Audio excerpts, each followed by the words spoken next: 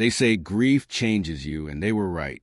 But no one warns you that sometimes it doesn't just change you, it erases you, leaves behind an empty shell, drifting silently through life, no longer sure of who you are.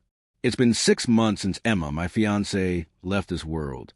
She died in a car accident on her way to pick me up at Harrisburg Station. I had just returned from a business trip in Philadelphia, unaware that she was driving across the Susquehanna Bridge in a storm of hail and fate. She wanted to surprise me, but I was the one surprised, not by her smile, but by the sorrowful eyes of a police officer. I still remember standing on Platform 7. Laughter, tears, and the joyful hum of reunion surrounded me, while I stood frozen, unmoving, as though time itself had stopped at that exact moment. And maybe it never started again. Since that night, everything has felt faded. The rhythms of daily life have become mechanical motions. I can't taste my morning coffee. I don't feel the sunlight through the window. Even my own reflection seems like someone else.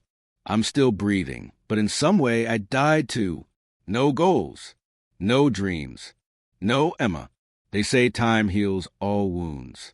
But how do you heal a soul that's been torn apart? How do you move on from someone who is your entire world? I don't cry anymore, not because I've grown stronger, but because I'm empty. My emotions are like a candle that's long been snuffed out, leaving only ash in its place. So I drift back to the places we shared, as if some lost memory might reach out and pull me back. I return to Harrisburg Station on a rainy night. No reason. Just my feet carried me there as if on their own, like a moth drawn to the place where it once saw the light, even if that light has long since gone out. Grief didn't just change me. It hollowed me out. And in that emptiness, I no longer recognize myself. I didn't plan to return there. No intention, no schedule. But one rainy October night, I found myself once again standing in front of Harrisburg Station. Soaked through, my heart still tethered the place where my world had unraveled. 6 months since everything collapsed. Since Emma, the woman I loved more than life itself, was taken from me in a violent, senseless instant. And it was here at this very place that I received the news.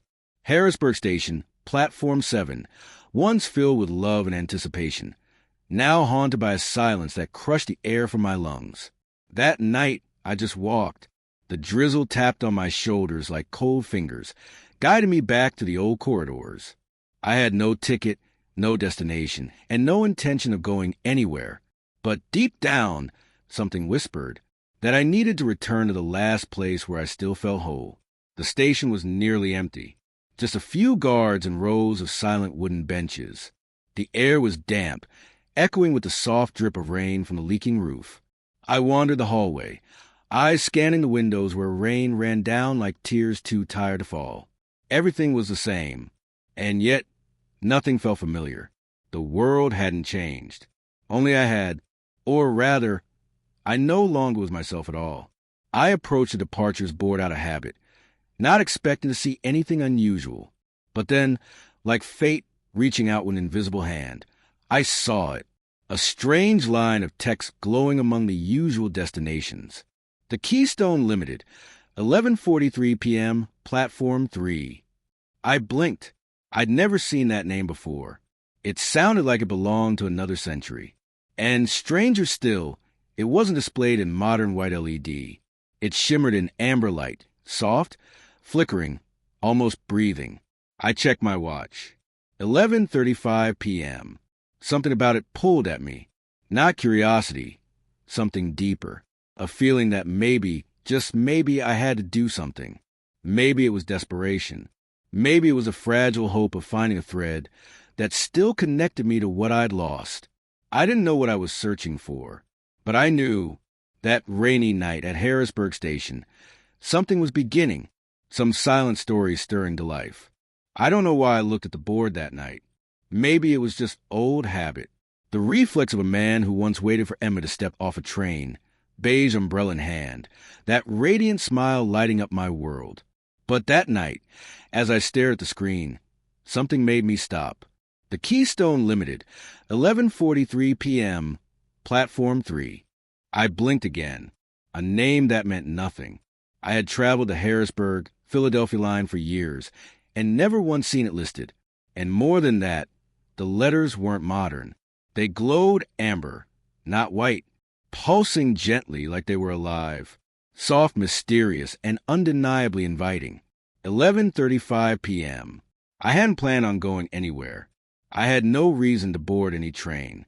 But something stirred in me, not curiosity, but a pull, as if an unseen hand was gently guiding me toward Platform 3, where that strange train would soon arrive. There was no announcement, no conductor in sight, but in the shadows, one old ticket machine still glowed. I stepped toward it, unsure why, when I selected Keystone Limited, one-way Philadelphia. The price showed $19.25. I inserted my card, half expecting a system error, but the machine vibrated softly, then dispensed a ticket, not a plastic stub, a thick paper ticket, bordered in ornate filigree. The text was printed in an antique font. Pennsylvania Railroad, the Keystone Limited, October 17, 1923, Car 7, Platform 3. I froze. 1923? Maybe it was part of a historical railroad exhibit. But when I turned it over, I found something else. A list of rules, written in delicate, meticulous handwriting. Only board Car 7. Do not speak to any passenger wearing a red carnation. If a conductor asks for your destination, say only Philadelphia. I kept reading, my blood running colder with every line. 11:40 p.m. My heart pounded in my chest. Part of me screamed, "Don't do it." But another part, the part that died the day Emma did, whispered back, "What's left to lose?" I clenched the ticket tighter and turned to look out at Platform 3. Through the thick fog, the amber light flickered like an eye from another world, watching me, waiting. And I knew, whatever was about to happen, I was going to board that train. I stepped onto Platform 3 and immediately felt it. Something was off. The fog was heavy but oddly contained. It curled only around this platform, like a veil separating it from the rest of the world. The fluorescent lights that had lit the station so clearly just a moment ago now sputtered and died, one by one, until only a dim, amber glow remained, coming from ornate iron lampposts I had never seen before. They didn't belong in this century. They didn't belong in this world. I was certain they hadn't been there this morning. 11:42 p.m. I checked my phone. Full battery. The screen flickered, then went black, as if I'd crossed into a place where technology was meaningless. My pulse quickened, not just from fear, but from a strange, overwhelming sense of inevitability. Then I heard the whistle, not the sharp screech of a modern train, but a deep, mournful cry, long and low, like a voice calling from another time. A shadow emerged from the fog, vast, looming, ancient, not an Amtrak, not even close. This was a steam engine, black and brassy, its wheels groaning over the tracks with a heavy, echoing rhythm. Behind it rolled a procession of wooden cars, their windows glowing softly with golden light. Pennsylvania Railroad was etched in proud letters along the side, like something torn from an old postcard. My chest tightened. It was too real to be a dream, and too strange to be anything else. I counted the cars as they passed, until I saw it. Car 7. Its door opened with a creak. A conductor stood there in a vintage uniform, silent, as though he had been waiting for me for a long, long time. I gripped the ticket in my hand. The air felt heavy, as if stepping aboard would rewrite everything. And I knew, in that moment, this was no ordinary journey. This was a threshold, one that the mind could not comprehend, but the heart had already crossed. I had once thought I knew everything about Harrisburg Station, from buying tickets, to passing through the gates, to finding my seat. But that night, everything diverged from reality. Starting with a ticket, the lone ticket machine flickered, like it wasn't sure whether it should serve me or not. I selected the Keystone Limited, Harrisburg to Philadelphia. 11:43 p.m. departure, a name I'd never seen before. Still, I continued. The fare, $19.25. I swiped my card, fully expecting an error message. A train like that didn't exist. But then the machine vibrated slightly and a ticket slid out. I picked it up and immediately felt something was off. It wasn't plastic. It was thick cardstock, ivory-colored, with intricate vintage borders. The lettering was old-fashioned. Pennsylvania Railroad, the Keystone Limited. October 17th, 1923, Car 7, Platform 3. I froze. 1923? A century ago? A historical reenactment, maybe? But then I turned it over, and the illusion shattered. Printed in small, neat lettering was a list of 7 rules. Board only Car 7. Do not interact with passengers wearing red carnations. If asked, say only Philadelphia as your destination. Do not look out the window after midnight. If you hear whistling from the lavatory, do not investigate. Remain in your assigned seat as the train crosses the Rockville Bridge. Disembark only at the station listed on your ticket. I read it again, trying to convince myself this was some elaborate Halloween campaign. But deep down I knew it was a warning. The ticket began to warm in my hand. Or maybe it was just me. Either way, I understood. If I chose to board this train, I wouldn't just be leaving Harrisburg Station. I'd be leaving reality behind. And that ticket, it wasn't a pass. It was a key. The moment I stepped into Car 7, I was overwhelmed by a world untouched by time. Velvet red seats, polished with paneling, gas lamps casting golden halos of warm, flickering light. It felt like stepping into a dream, one made of echoes. The rhythmic rumble of the train blended with the soft clinking of metal hangers, forming a strange, almost hypnotic melody. I found my seat by the window, just as it said on my ticket. Across the aisle sat an older woman, dressed in a high-collared lace dress and a feathered hat, straight out of a sepia photograph from the 1920s. She smiled gently when she saw me sit down. "First time on the Keystone Limited?" she asked, her voice light as air. I nodded, unable to speak. There was something in her eyes, not fear, but knowing, a kind of wisdom that made no sense, and yet did. Still trying to process it all, my gaze drifted toward the back of the car. That's when I saw him. A tall, pale man, unnaturally pale like wax, sat silently, unmoving. He wore a dark vintage suit. On his lapel was a red carnation, vibrant and bold, the only splash of color in this muted, dusky world. My heart clenched. Rule 2, do not interact with a passenger wearing a red carnation. He said nothing. He didn't move. He simply stared at me through the window's reflection, his eyes vacant, yet impossibly deep, as if trying to pull me into a place with no way out.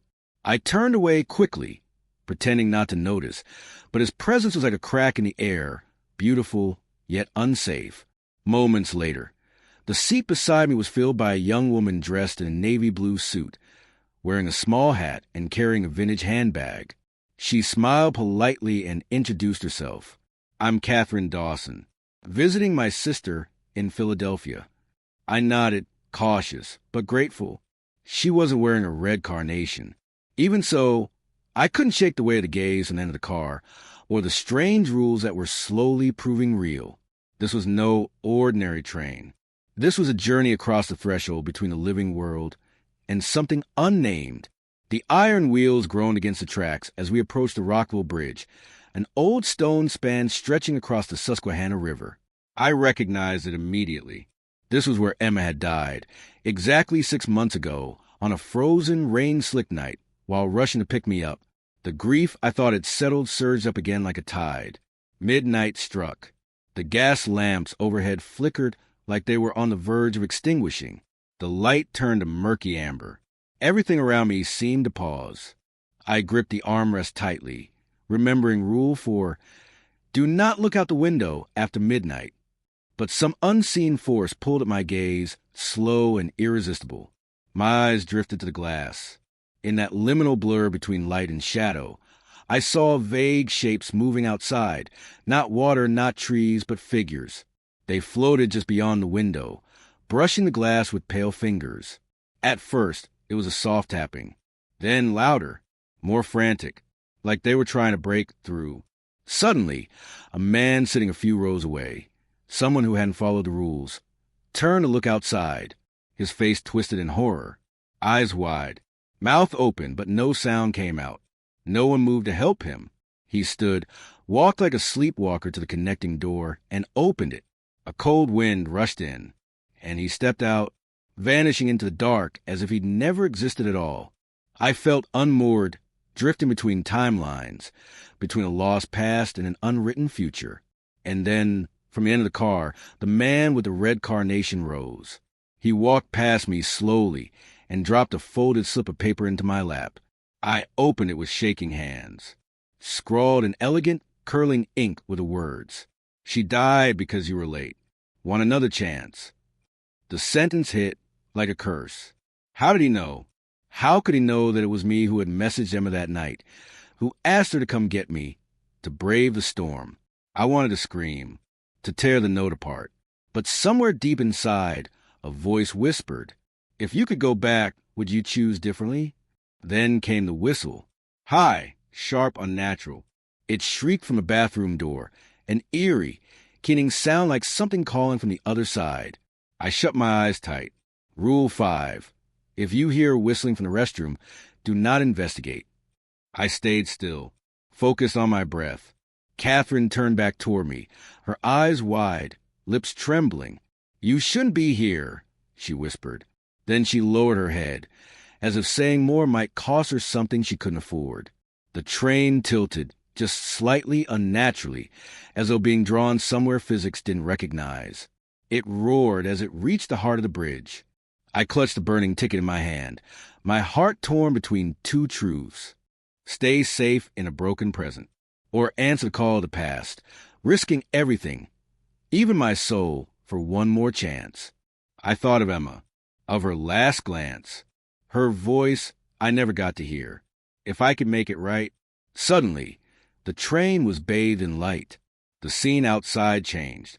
A weather platform emerged in the fog, and the flickering sign read, "Philadelphia, October 17th, 1923. I had arrived. The door opened. The conductor was there, waiting, hand outstretched. "Disembarking, sir." I looked back at the train car, at the scorched ticket in my hand. Then I stepped off, into a place I might never return from.